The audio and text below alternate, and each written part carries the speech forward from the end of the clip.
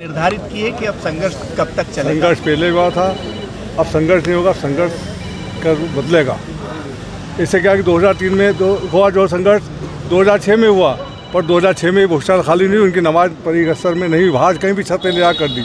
2013 में वही हुआ कि कहीं छत पे जाके किसने नमाज पढ़ी, टाइम क्या था। और 2016 में भी क्या स्थिति बनी कि नमाज कहाँ हुई।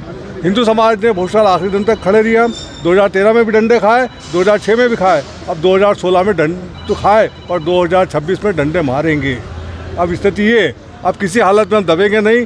सरकार जो करे उनका, हमारा निर्णय है सूर्योदय से सूर्यास्त तक पूजा अर्चना खंडित नहीं होगी, अखंड पूजा अर्चना होगी। और इस स्थिति में हम कोई सी भी परिस्थिति बनेगी हम उसका सामना करेंगे। जैसा 2003 में ताला खुलवाने के लिए हमारे 3 कार्यकर्ता शहीद हुए, तो आज भी अगर 2026 में प्रशासन ने हमारी नहीं सुने तो हम उस स्थिति में हर तरह का संघर्ष करेंगे। सबसे पहले बलिदान में दूंगा।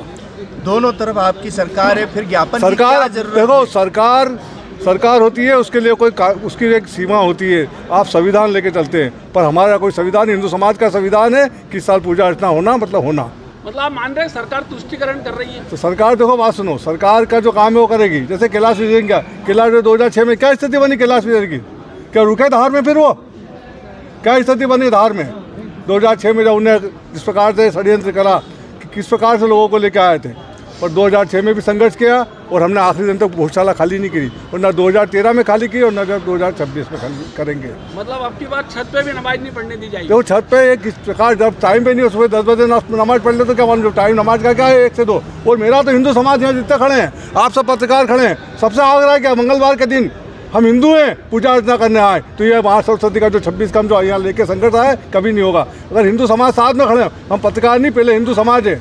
और हिंदू समाज अगर आएगा मंगलवार के दिन, जब पत्रकार आएंगे तो भोजशाला में कभी नमाज पढ़ने मुसलमान नहीं आएगा, क्योंकि वहाँ सरस्वती का मंदिर है, वो भी मानते हैं। क्या धार में 40 मस्जिद के करीब है, क्या किसी में हमको हनुमान चालीसा पढ़ने देंगे? नहीं पढ़ने देंगे, क्योंकि उनका मस्जिद है। और ये यहाँ पे नमाज पढ़ने नहीं आते, उनका एक हक जमाने आते हैं। जिस दिन हिंदू समाज सोच लेगा कि हमारा ये हक है, हमारा मंदिर है, उस दिन माँ अपने आप मुक्त होकर लंदन से आ जाएगी। क्योंकि लंदन में 2011 में सुब्रमण्यम स्वामी को लाए थे, लंदन सरकार केस लगाया, हमने धार बोर्ड उत्सव समिति के द्वारा अध्यक्ष के नाते मैंने साइन करी और केस हम जीत गए। लंदन सरकार ने कहा है कि माँ सरस्वती का मंदिर है, भोजशाला में अगर मूर्ति पूजा अर्चना के लिए आएगी तो वो देने को तैयार है। अब जब धार का हिंदू समाज जाग जाएगा, आज भी बाहर के समाज के लोग आए, जिले के लोग आए, धार का हिंदू समाज अगर जाग जाएगा, सब यहाँ सो मीडिया है, आप सो मीडिया का जुलूस में साथ में होती है, सब अपने कैमरे फोटो ले रहे हैं, अगर साथ में होते तो क्या स्थिति बनती। तो मेरा आप सबसे हाथ जोड़ के निवेदन है कि मंगलवार भोजशाला आना चालू कर दो, अपने आप लंदन से अभी आएगी और मंदिर बनेगा। जय हिंद, जय भारत, वंदे मातरम।